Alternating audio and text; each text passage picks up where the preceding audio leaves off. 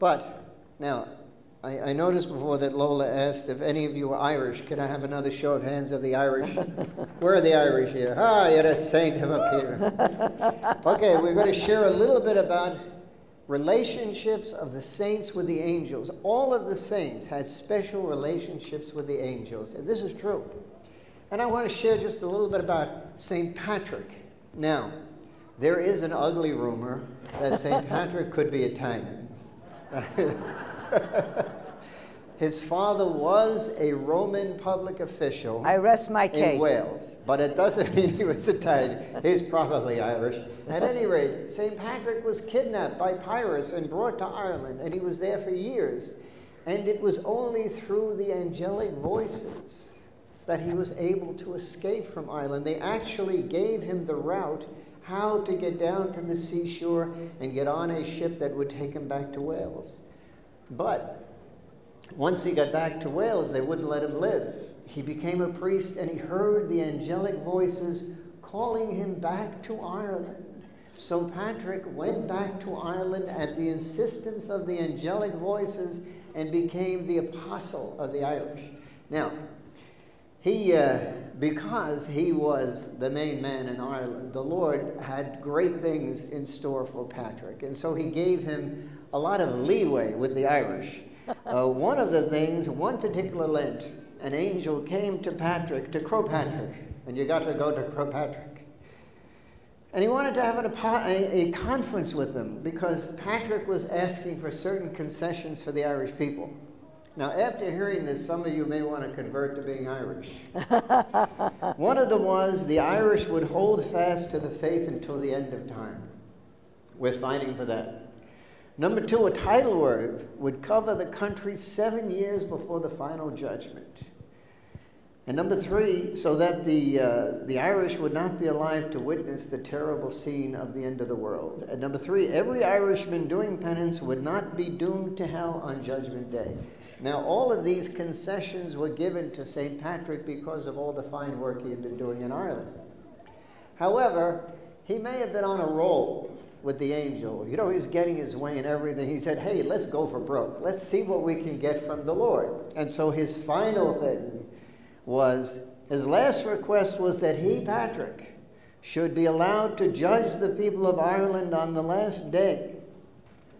And this was more than the angel would be able to give him on his own. So he said, well, you stay here for a while. I have to go back to heaven and check with the powers above. The angel went back to heaven and then came back and said, I don't know how you did it, but you did it. The Lord has allowed St. Patrick to judge every Irishman on Judgment Day. So for those of you who think it might be good to become Irish, it's not a bad idea. But let's talk about an Italian now, about Don Bosco. I knew you would do this. How many of you know about St. John Bosco? Everybody knows John Bosco. The Pied Piper of lost children, wasn't he? He gathered these children up, and he not only fed their bodies, but their souls, and he taught them how to have an honest, holy life.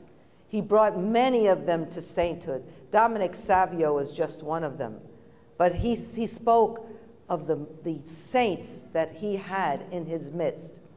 But Dominic Savio had a lot of enemies. And Don Bosco. Don Bosco. We've just written about Dominic Savio. But Don Bosco had a lot of enemies. It wasn't convenient for the world to have these young men now leading an honest life. They used them the way they're using the children today to kill, because children do not get the death sentence.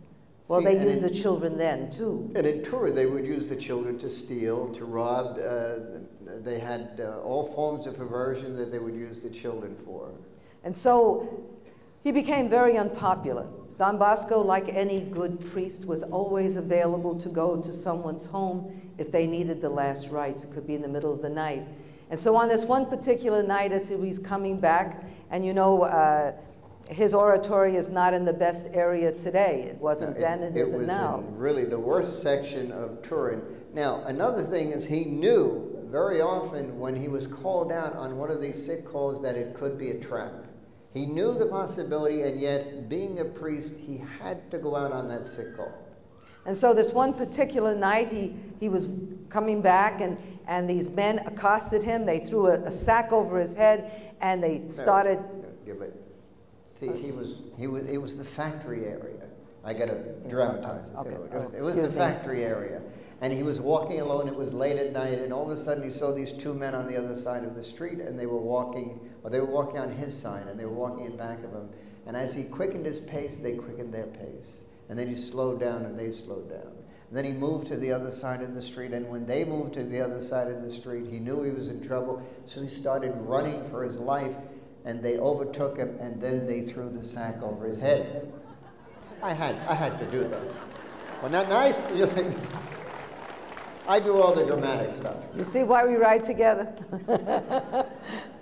They started to beat him mercilessly, intending to kill him.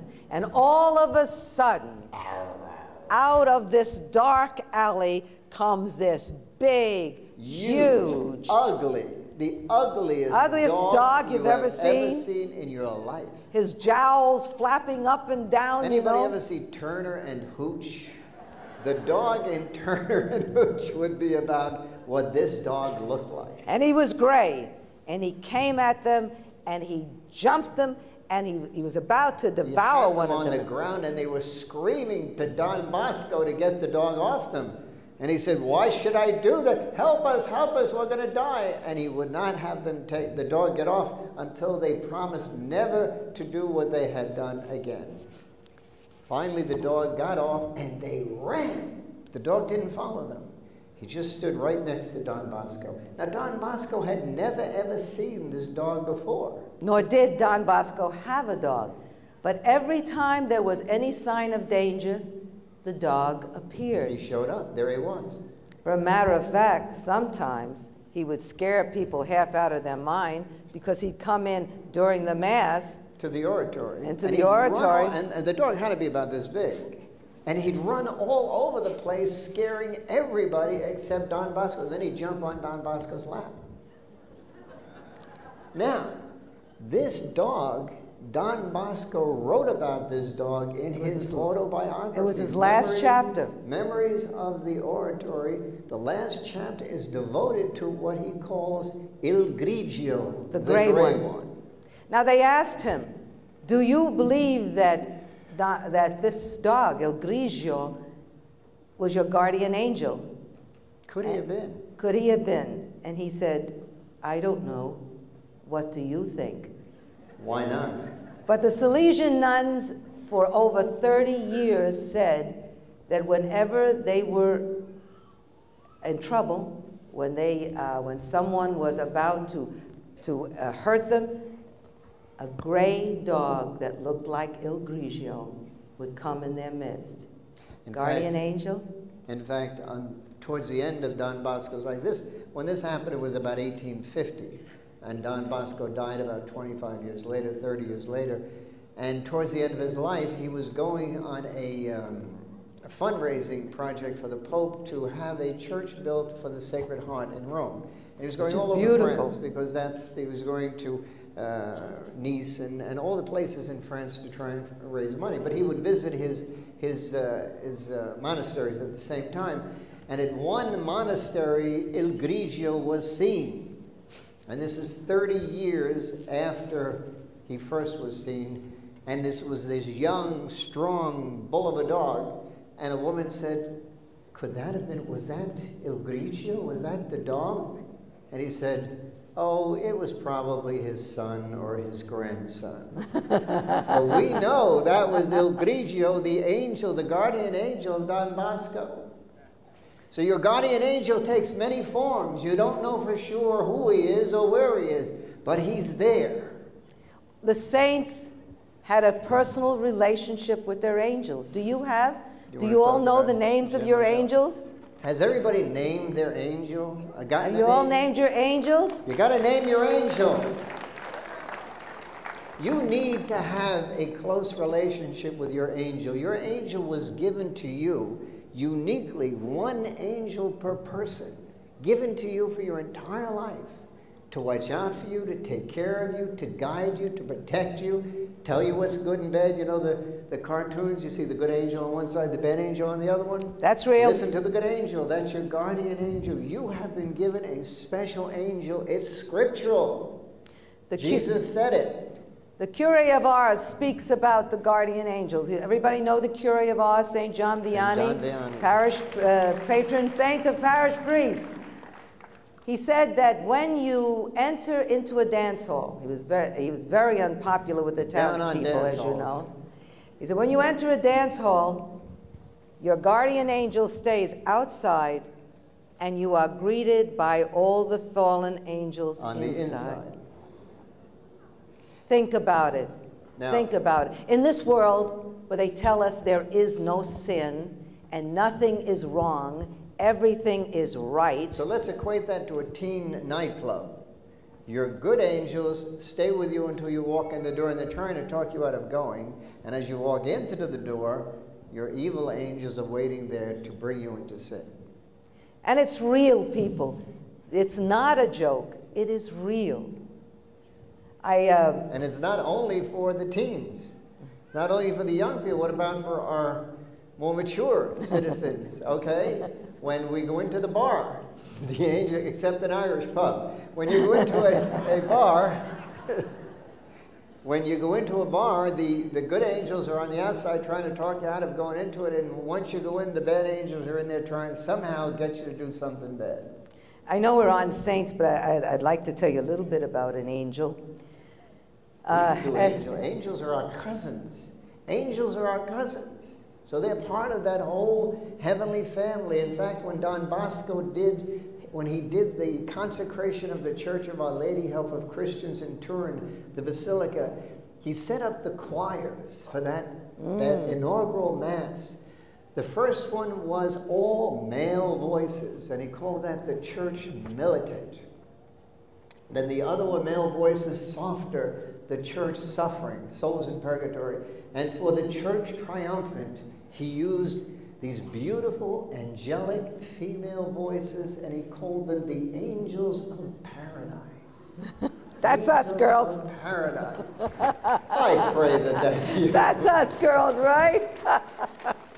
I'm with you. You know, as you all know, I have such a good temper. And we used to bring quite a few groups to Medjugorje. And one year we went there, and it was during, was it Holy Week? Holy Week. We were giving. Oh yeah, we're supposed to give a talk talks on Holy Saturday. And some nice little Croatian lady. You know, everybody said that all the Croatians are saints, but there was one. I tell you, she really was in a hurry. And we're walking in the dark after that 4-hour Mass, and she went, and Penny flew into the ditch.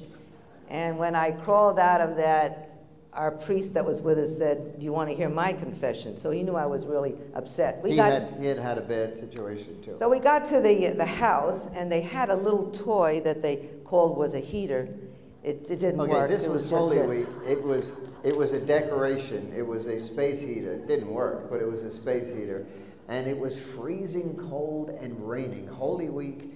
And we had bought... We slept with Irish sweaters and you know those sweats? Irish sweaters you buy in Ireland where you can never, ever get cold again if you wear those sweaters? We had those on over sweats, and we were freezing. So anyway, here I am sitting on the edge of this wet bed. Even the sheets were wet. And I said to Bob, "She's not here." I don't care what anybody says. She may have been here, but she's not here now. If she ever was here, she's left.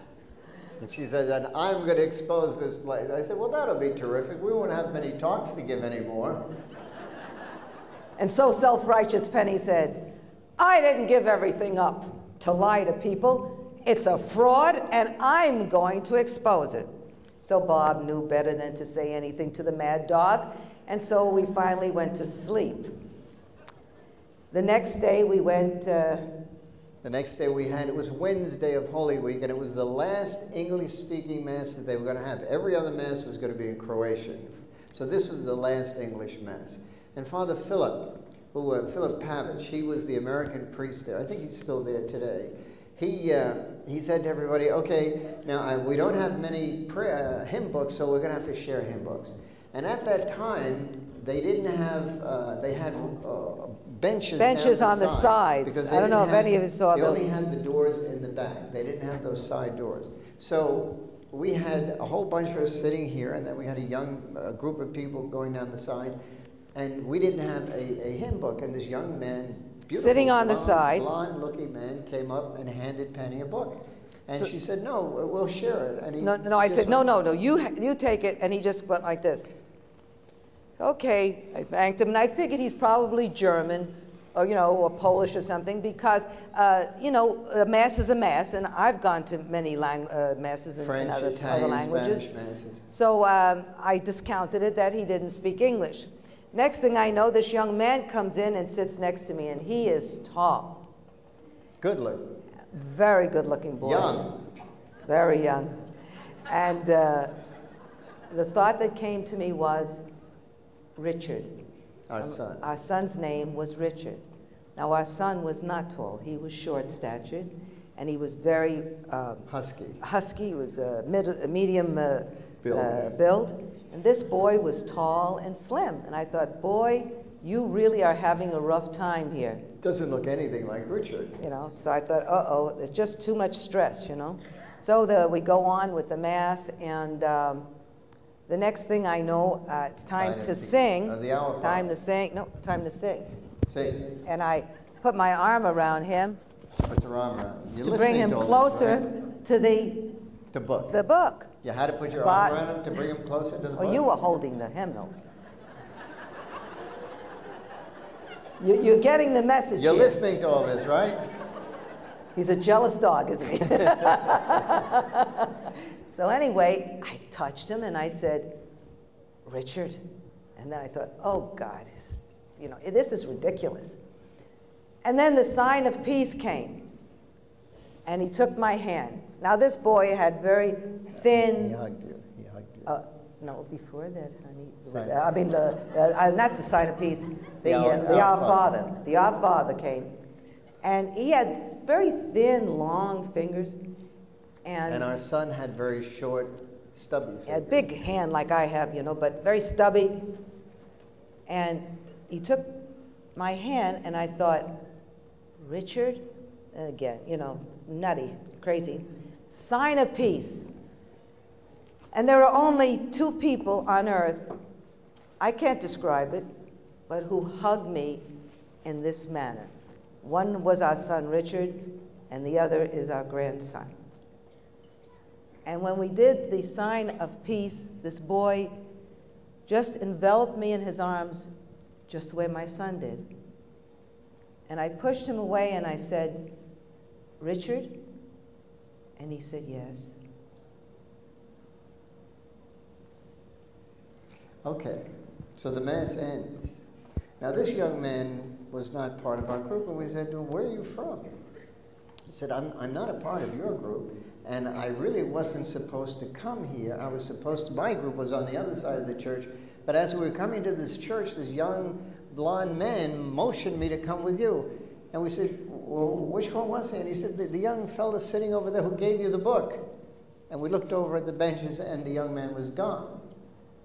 He was the young man who had told this Richard to come and sit next to Penny. And so for the next few days, Penny kept looking to find this young man, who was this young man.